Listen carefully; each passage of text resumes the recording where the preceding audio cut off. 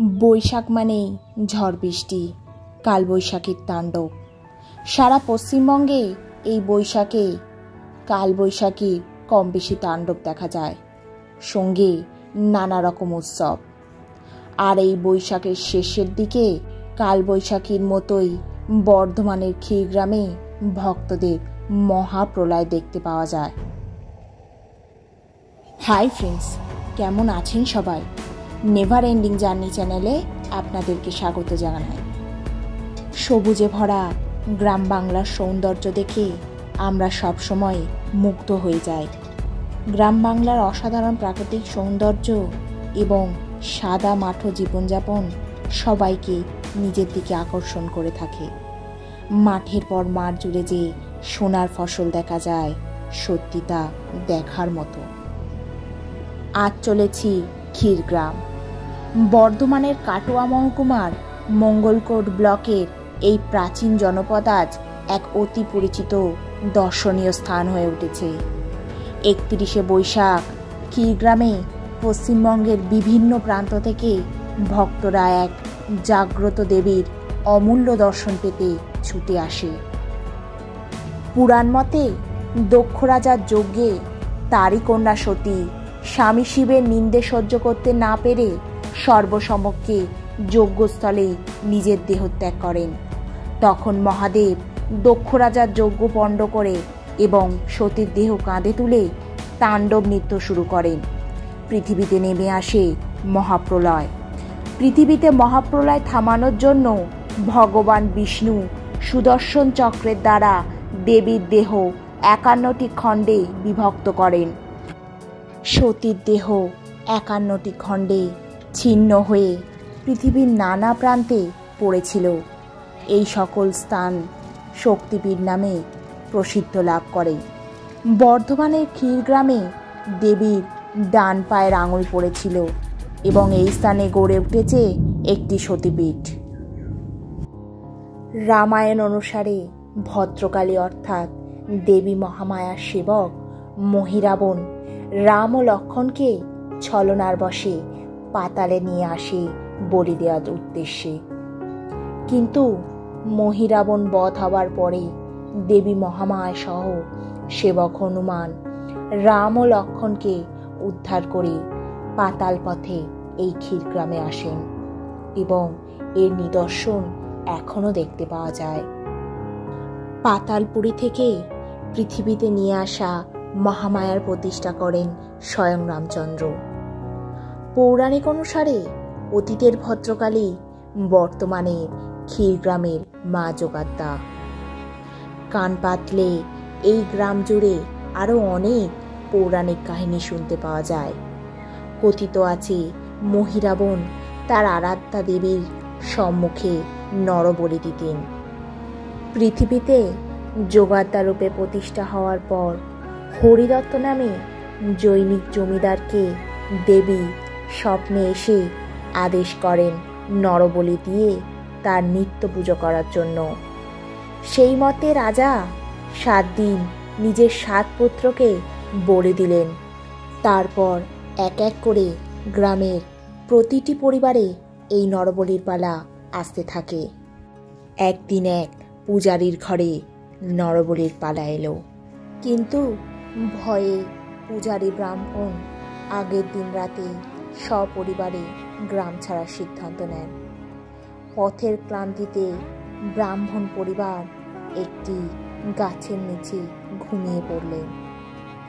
ঘুমন্ত অবস্থায় স্বপ্নে দেখলেন লাঠি হাতে এক বৃদ্ধা তাকে জিজ্ঞাসা করছেন, এই রাতে তারা এখানে কেন? পূজারী বললেন, এই ক্ষীরগ্রামে এক রাক্ষসী এসেছে মা, তাকে প্রত্যহ নরবলি দিয়ে সন্তুষ্ট করতে হয়। রাত পোহালেই তার ছেলের পালা। ছেলের প্রাণ বাঁচাতে তাই গ্রাম ছেড়ে পালাচ্ছি। এই কথা শুনে দেবী খুব কষ্ট পেলেন এবং বললেন, চিন্তা করিস না, তুই ঘরে ফিরে যা। যার ভয়ে পালাচ্ছিস আমি সেই যোগাত্তা। আজ থেকে নরবলি চিরতরে বন্ধ। সেই দিন থেকেই নরবলি প্রথা বন্ধ হয়ে যায়। ক্ষীরগ্রামের অদূরে অবস্থান করছে দেবীর ভৈরব ক্ষীরকণ্ঠ। তাই এই প্রাচীন জনপদের নাম ক্ষীরগ্রাম। কৃত্তিবাসী রামায়ণে যা ক্ষীরপীঠ, তাই অধুনা ক্ষীরগ্রাম। 12 মাস জল ঘরে থাকেন দেবী।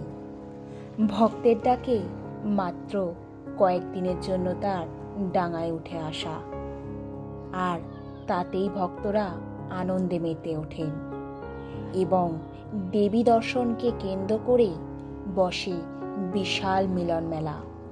যে জলে তার বাস তা ইতিহাসের পাতায় ক্ষীর নদী, কিন্তু ইতিহাসের প্রবাহে গতি হারিয়ে তা বর্তমানে ক্ষীরদিঘি। ক্ষীরগ্রাম দেবীর 51 পীঠের এক পীঠ, কিন্তু প্রাচীন যোগাদ্দা মূর্তিটি কোনোভাবে হারিয়ে গিয়েছিল। বর্ধমানের মহারাজা কীর্তিচন্দ্র এই গ্রামে যোগাদ্দার একটি মন্দির নির্মাণ করান এবং সম্ভবত তারই আদেশে হারিয়ে যাওয়া মূর্তিটির অনুকরণে একটি দশভুজা মহিষামর্দিনী মূর্তি তৈরি করেন দাইহাটের প্রস্তর শিল্পী নবীনচন্দ্র ভাস্কর।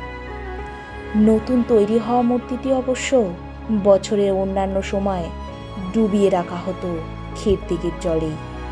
কেবল 31শে বৈশাখ তা জল থেকে তুলে এনে সর্বসমক্ষে রাখা হতো। এর মধ্যে হঠাৎই ঘটে গেল এক অলৌকিক কাণ্ড।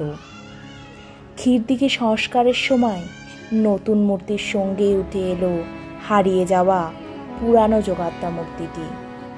মূর্তি ফেরত পাওয়ার আনন্দে আশপাশের গ্রামের বাসিন্দাদের সাহায্যে গ্রামের মানুষ গড়ে তুললেন সম্পূর্ণ আলাদা একটি মন্দির। সেই মন্দিরে প্রতিষ্ঠিত হলো ফিরে পাওয়া দেবী মূর্তি। ফলে বহিরাগতরা এখন গ্রামে গেলেই দর্শন পান দেবীর। তবে সংক্রান্তিতে 2 মন্দিরেই চলে দেবীর আরাধনা। ক্ষীরগ্রামের অদূরে অবস্থিত ধামাস দিঘিকে ঘিরেও আছে এক অলৌকিক কাহিনী। একদিন মা যখন এই ধামাসের ঘাটে স্নান করছিল, তখন এক বণিক সেখান থেকে যাচ্ছিল। মা তাকে ডেকে বলল, তুমি কি নিয়ে যাচ্ছ? বণিক বলল, শাঁখা বেচতে ক্ষীরগ্রাম যাচ্ছি। শাঁখার কথা শুনে মার শাঁখা পরার শখ হলো। একজোড়া শাঁখা পছন্দ হওয়ায় মা তার দাম জানতে চাইল। বণিক বলল, শাঁখার দাম 5 টাকা। তখন মা বলল, তুমি শাঁখা পরিয়ে দাও, আর ওই ক্ষীরগ্রামের পূজারী ব্রাহ্মণ আমার বাবা, তার কাছ থেকে 5 টাকা নিয়ে নিও। মন্দিরের কুলুঙ্গিতে টাকা রাখা আছে। সেই মতো বণিক মাকে শাঁখা পরিয়ে ব্রাহ্মণের কাছে এসে টাকা চাইলে ব্রাহ্মণ বলে, তার তো কোনো মেয়ে নেই। বণিক বলল, তোমার মেয়ে বলেছে কুলুঙ্গিতে টাকা রাখা আছে। ব্রাহ্মণ বণিকের কথা মতো কুলুঙ্গিতে সত্যিই 5 টাকা পায়। তারপর ব্রাহ্মণের বুঝতে আর সময় লাগেনি। তখন ব্রাহ্মণ আর বণিক ধামাসের ঘাটে ছুটে যায়। ধামাস দিঘি এসে মাকে দর্শনের প্রার্থনা করেন, আর দেখা না দিলে ব্রাহ্মণ হত্যার দায় মাকে নিতে হবে এটাও বলেন। তখন দেবী যোগাদ্দা দিঘির জল থেকে শাঁখা পরা 2 হাত দেখিয়ে নিজের অবস্থান প্রকাশ করেন, আর বণিক বলেন যে যতদিন বাঁচবে মহাপূজার দিন শাঁখা দেবে এবং তার বংশে যারা থাকবে পূজার দিনে শাঁখা দান করবে। সেই প্রথা আজও চলে আসছে ক্ষীরগ্রামের ধামাস দিঘির ঘাটে। মায়ের 2 মন্দিরেই ভোগের সুব্যবস্থা আছে। নির্দিষ্ট সময়ের মধ্যে কুপন সংগ্রহ করে ভোগ প্রসাদ হিসাবে গ্রহণ করা যায়। যাত্রীদের থাকার জন্য যাত্রী নিবাসেরও ব্যবস্থা আছে। তার জন্য মন্দির কর্তৃপক্ষের সাথে কথা বলে নিতে হবে। সাদামাটো ক্ষীরগ্রামের মাঝে অবস্থান দেবী যোগাদ্দার। গ্রামের সমস্ত সুখ দুঃখ এবং মান অভিমানের সাথে সর্বকালের জন্য মিলেমিশে আছে, সেটা এই বর্ধমানের ক্ষীরগ্রামে পা রাখলেই বুঝতে পারবেন। আবারও ফিরে আসব মায়ের অন্য কোনো অলৌকিক গল্প নিয়ে। আর কিভাবে যাবেন তার তথ্য ভিডিওর ডেসক্রিপশন বক্সে দেয়া রইল। ভালো থাকবেন, সুস্থ থাকবেন।